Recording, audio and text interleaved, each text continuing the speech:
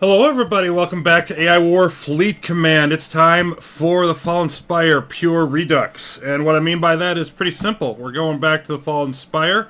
As mentioned, default difficulty. I'm not throwing any extras at this game. We are just going to make sure that we get through it, get to the end, and hopefully do better once we get there, and actually show the main alternate ending, alternate win condition that it's got with it, which we failed at, of course, in the transceiver defense on our first try.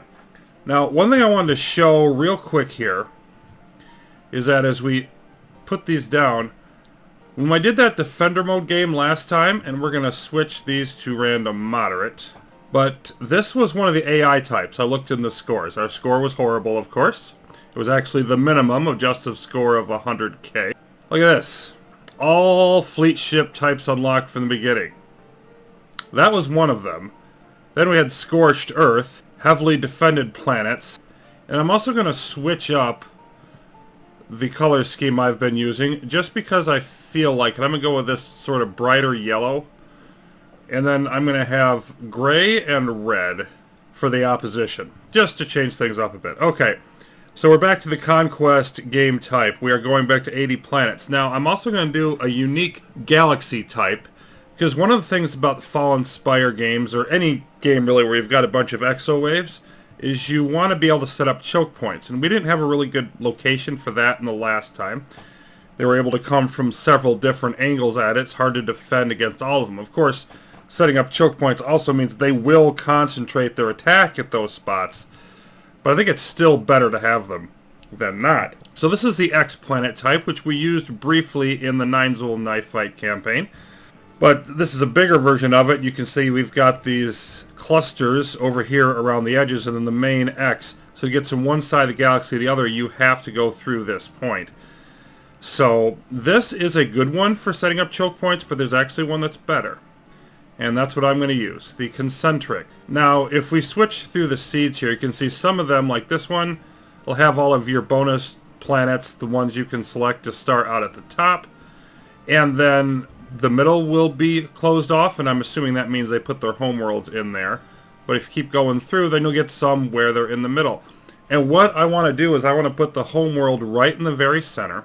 We're going to be getting a lot of planets in this game, so I want to be able to take, like, say, this ring, and this ring, and then maybe even part of the next ring. I'm going to want to get at least 25 planets, and I may take more than that. Once again, AI progress really doesn't matter a whole lot, except at the very beginning of a Fallen Spire game. But once you get a bunch of planets, you've got a bunch of Spire ships, you're not really caring about their normal waves. You're caring about having enough to deal with the Fallen Spire exos. Like, let's say that we stopped our planets at, what's a good point? Say here. So if they were going to attack, they would have to, like, let's say they had to come in here, they had to go through this area, then come in one of these entrances, then they got to come over here and come in this way, then they got to go all the way around the circle and come in here. So there's lots of spots where we could choke point. They could have to get through several choke points to get to our homeworld. And so the idea is if we're pounding them as they come in, there won't be enough of them left by the time they get all the way in here. The concentric is one of the best, if not, in my opinion, the best map that we've got access to out of all these types that's going to help us with this mission. We may not need it, I might be able to succeed without it, but I want to make sure that this game succeeds. So I'm looking also, then I want to have a good ship in that spot. Youngling Commando is not a bad ship, but it's not what I want. So I'm going to keep looking around here, and I got the same thing again. Sentinel frigates I like. Gravity drains aren't bad. Electric bombers. So we could take any of these. But the blade spawners are a nice one. Starting off the game with blade spawners, I could get other things. You know, I like parasites, I like the teleporting stations, I like raptors, etc. But the blade spawner is a good ship. So make sure we get a good ship to use. And we're going to select that. And you can change the ship type. We're not going to. We are going to take the blade spawner. So our ship types, we're going to leave everything on except for core shield generators. No point in having those in a Fallen Spire game. You see this is at 4 of 10, but that's it. Everything else is off. No AI progress. No AI plots at all. Nothing special, nothing to interfere. This is just the pure Fallen Spire experience. And away we go. Lunrice. Interesting choice for the home name. And of course, now at first, yeah, okay, I'm not taking that one. This is the backdoor hacker AI type. Nope, not taking that one. We're going to restart because I'm not going to deal with anything weird like that in this game. Yavin, Dion, Falcorum, again, because it's the same map. And so at the beginning, we're just going to want to take all of these. But of course, the nice thing about this also is at the beginning of the game, we know the enemy's only going to come in from here. I don't have to put in a bunch of extra mines to defend other things. We're just going to have to deal with that one location. So this is our startup.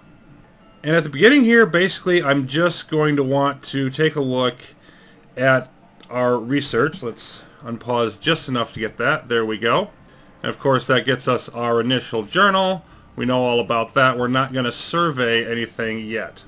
But research-wise, we need to research things that are going to be useful for the Spire campaign. Which means, well, I'm definitely going to want the logistics command stations. So I'm going to hit the next level of those right away. And I'm eventually going to get the Mark IIIs, but I don't think I want them immediately at the beginning of the game. We are going to want the tachyon beam emitters. We're going to want the grav turrets. I think I'm going to march all the way up to level 3 on those right away. And then in the longer term picture, we're going to focus especially, I'd like to get all Mark IV turrets, and maybe I will. We're going to be focusing especially on the laser turrets and the heavy beam cannons, because those contribute to various Spire ships. When we look at our force fields, we are not going to get any of the hardened force fields. We're just going to get the Mark II and Mark III standard ones, because again, those contribute to those upgrades. So we're going to be looking at that for everything. Starships, we'll be moving up the plasma siege ones. And I'm not going to be worrying so much about unlocking these ship types. I'm going to unlock the ones that are going to help us going forward for the Spire. So all of our knowledge expenses going to go in that direction. And we've got like 1,200 left, so I'm just going to hold there. And now what I need to do is, just expand, get initial defenses set up here just enough. We're going to take Yavin anyway, so we don't even have to bother scouting at first. I want to expand as quickly as I can and just sort of get into the meat of the game. Of course, the faster you expand, the easier it is to get things done. Okay, we've made some initial progress here, but it definitely has not been painless. Yavin was pretty easy. Then we move into Dion, where I had to build up a little more than I expected. They had a Mark II Leech starship that kept converting all of my weak Mark I fleet ships, causing some problems. They had a Missile Guardian, and they had a couple of the Spirecraft Implosion Guardian deals. Even though there's no Spirecraft per se in this game, they still get the Guardian version. Now we're sort of at a point where I've got to be a little more careful. Amalthea, thankfully, has a Zenith power generator. Unthankfully, it's right on the entry wormhole to Typhon, which is the next system up the line over here. So I want to take Typhon first and build a strong bottleneck there, because I don't want them destroying that power generator. Now, they probably will later in the game with some of the Fallen Spire waves, but I don't want to lose this early in the game. I want to use it as a power source. You can see we're up to 150,000, which is decent. We've got fairly minimal turret defenses in all of our systems, plenty for now, but less than half of a cap, and I definitely don't want to just boost more AI progress earlier in the game by having them knock that out and take all of our energy with it.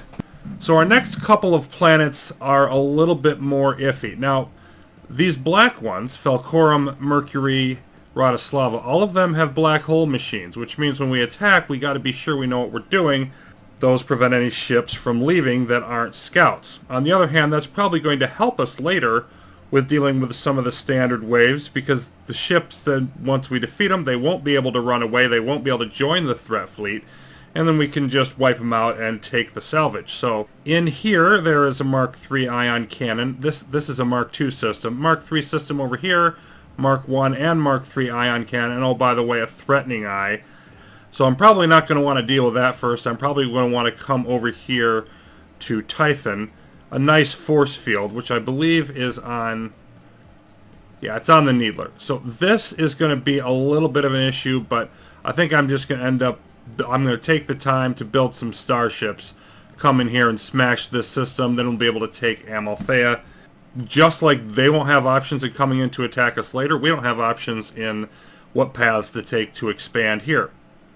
But that's a minor inconvenience compared to a much bigger benefit that we will get later. Alright, so now we're at a little over 2 hours in, and we've just captured and secured our 8th system, which that's a little bit slow. It's not horribly slow. And thankfully in this setup, speed actually matters very little. The only thing it matters is in terms of how much they reinforce their planets. Now the one we just took is Mercury, and I waited to take this one because I want to get into Sedna. But from the time I attacked Mercury until now, they've added almost 50 ships already in Sedna. And one of the things that's going on here is the crust is much harder to get through. The crust of AI territory that surrounds your systems because of how insulated we are. Because the ones that are bordering us right now are just Diabeasting, Sedna, MJ12, and Pallas. That's it. There's only 4 systems on alert. We've done some more scouting out, as you can see. Quayar and Varda have coprocessors, so that's 2 of those. Just got to find a couple more. They just build up so quickly around you. That's been part of the issue. But the main issue is that in addition to having the black hole machines, it's the one-way doormaster AI. That's why they're doing all of that.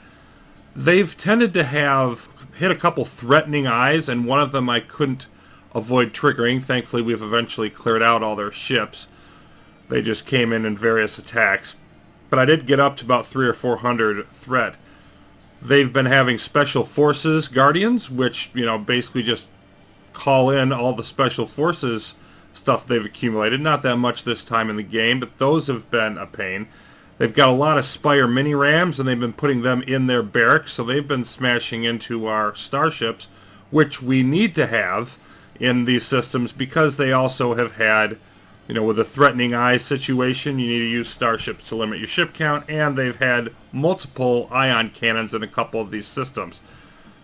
Falcorum was a nice little barrel of fun. I lost a bunch of starships in there before eventually taking that over. And then in Amalthea, they had the 2 Needlers. Maybe it was Typhon. Yeah, I think it was Typhon. They had the 2 Needlers with Mark II force fields, so that was 900k force fields on top of the Needler. We lost some bombers and raid starships in there. Used the raid starships to knock out the guard posts and the bombers to basically tank it. They're the only ones that it doesn't have a bonus against. Needlers are pretty tough for us at this point. But that's a lot of, a million health. There's a lot of damage to do with early game stuff. Now I have done some research. Let's take a look at that real quick. I've gotten in the Mark II engineer drones, and I've bumped up our Plasma Siege starships. We've done just the one scout drone unlock. Now I want to wrap this up with one final bit here, show some action so it's not just me talking the whole time and not doing anything during this sort of montage. And these are the ships that I can usefully take in against ion cannons right here. And you see there's only 26 of them now, but the couple of the earlier planets I did with like 12, and then I got it up closer to 20. We got a lot of plasmas. We've got the flagships, all the starships that I can build that are worth anything, and the blade spawners, which are immune, thankfully, to ion cannons. And what I want to do is just hop in here to Sedna and see what sort of damage I can do. I've got fleet ships here in these transports. We'll get to those a bit later. Okay, so here it just so happens that we're basically just on the edge of the range of this MLRS guard post and just out of the range of this anti-starship arachnid guard post. And obviously we don't want to tick that off. They have a couple ships in here that concern me. One is this Mark III Spire Implosion Guardian, and then of course they have this Mark V flagship right there. And that one is a bit of an issue. So the AI type here is Speed Racer. They like to use lots of fast ships. And what I want to do here is, since we're close to the range of this anyway, I just want to send everybody right there after it. Now I do want to, as I'm doing that, let's keep the blade spawners, like, let's say over here, along with the Enclave starships, because they don't need to be right next to anything to do what they need to do. Oh, there goes blade spawners. That's kind of okay. Here comes the Mark V flagship. And I'm going to sacrifice whatever it wants to do over there, as long as it'll leave me alone in this area. So let's definitely take out that MLRS as quickly as possible. Come on, there we go. Okay, now I want that flagship. Where'd it go? There it is. Okay. Everybody attack it. That's my next biggest threat. That's going to increase everybody's attack around it by, what is it, 160%? Yeah, better than 2.5 times as much as it would have been.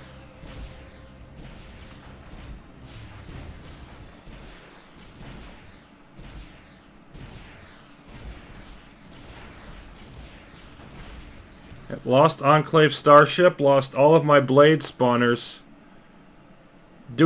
lost my riots and my raids. So I lost all of the basically really fragile stuff. But, so I want this Enclave to just sort of stay off here. Where do I want everything else to go? And I think I want them heading up this way. See, is that... Yeah, the Implosion Guardian's still sitting there. It didn't join the fight. Just have the Enclave here. And now the Implosion Guardian's starting to put in its 2 cents worth. Knock out that data center while we're here. They'll reinforce slightly less with that gone. Yep, and now here it comes. Okay, so what do they have here? This is a command station, so I don't have to worry about being concerned about getting too close to it. Let's have everybody go after that. So I think that's the next most dangerous thing.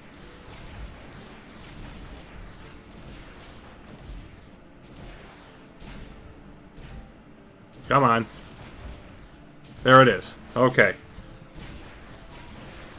And then I just kind of want to hang out in here and clear out what I can.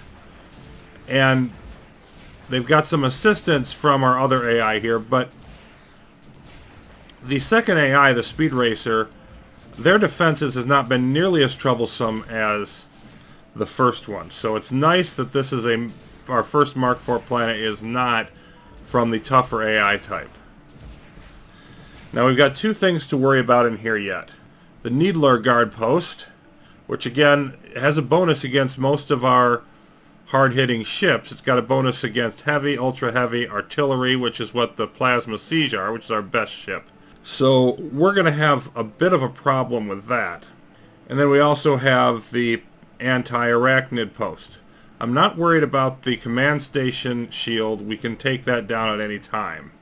These 2 are the ones that I'm concerned with. And I think I want to bring in the fleet ships for the Arachnid Post. And upon rebuilding everything, I hit on a different plan, which I think is kind of interesting and cool. Now you can see we've got Reprisal coming to Mercury, and then we're going to have other stuff coming to Mercury. All of their waves decide to come to the same place. Well, that's where our fleet ships are in the transports right next door. I just unloaded the fleet ships, leave them in there, let them guard, and then in here we've got our standard starships just guarding while the blade spawners and the Enclave starships send out all their wonderful goodies to do this for us. Now this is a little bit slow, but more importantly it's safe. And we get to see, you know, this is basically a good demonstration of the power of the blade spawner. Because these are still the Mark I versions. I haven't upgraded them at all. And they sort of got overwhelmed the last time I had them, but here, now we're almost down.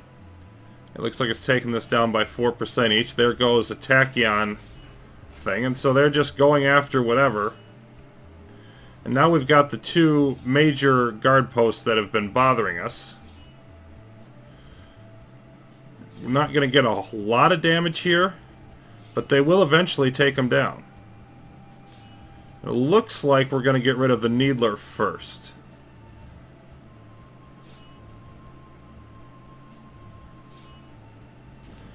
Now let's just take a quick pop into Mercury, see how that's going, because we know what's going to happen in the other system.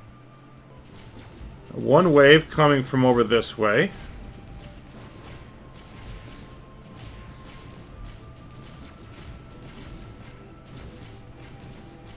Uh-oh, that's not looking good. Yeah, we don't have enough here to hold it off. Okay. Looks like we're going to have to come back in here and deal with that, because we're going to lose Mercury temporarily. Now, this doesn't really cost us anything permanent, and neither would it if they came over into Falcorum. With our line of choke points here, I'm not concerned really overall, but too many waves at once. I still want to finish this up. Then I'll send the starships back in there, clear that out before we set up shop in here. And matter of fact, we are done now. So let's do that immediately. Okay, now we are back in Mercury and putting our 2 cents in. We've still got some turrets left alive. Not a great deal. And I just want to make sure I keep my starships. Fleet ships can do whatever they can, so can the turrets. I want to keep the starships between everything else and the blade spawners and Enclave. I don't want them to take too much fire. And it looks like we're eventually going to clear this out. And then when we do that, yeah, they're almost gone. They've still got a couple of... There's a leech, there's a couple flagships. So this was not by any means a smooth operation. There's one of their Spire mini-rams that they just love so very, very much. Okay, so we have a lot to rebuild here now. But the bottom line is Sedna is ripe for the picking. Then we can take Diabesting, where we're going to get a Mark IV Advanced Starship Constructor. There will be some decent fighting in there, but that's only a Mark II system. So it also doesn't have ion cannons. So I can just bring the whole shooting match in there and move them around as is needed. That should not be too difficult. We do have a Spire Starship, a munitions booster, so it's not going to be a walk in the park, but we can settle that in, and then we'll have this entire inner ring in place. And if you're wondering just now, well, what are you doing on the Fallen Spire campaign? And the answer is nothing.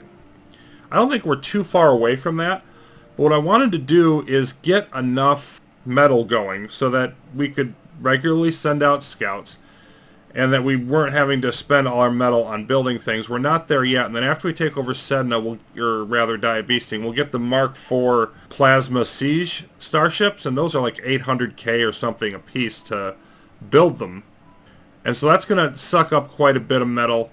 Once we get to a point where we're not using all the metal I have to constantly rebuild things for attacks, then I will start down that path. But there's really no reason to do it now. We're going to want to take all this territory eventually anyway.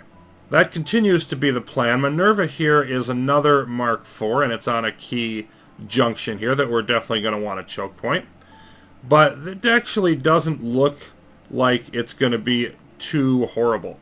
In particular tough situations, I do want to use that whole idea that I did in Sedna, Enclave starships and blade spawners as sort of the remote artillery, if you will. And then things that we can just blast through easier, we will use more brute force. So that's part 1 of our return to the Fallen Spire campaign. Lots more to go as we start getting set up and hopefully continue to expand the economy. Be moving more in that direction next time. But until then, thanks for watching, everybody. AI War will continue.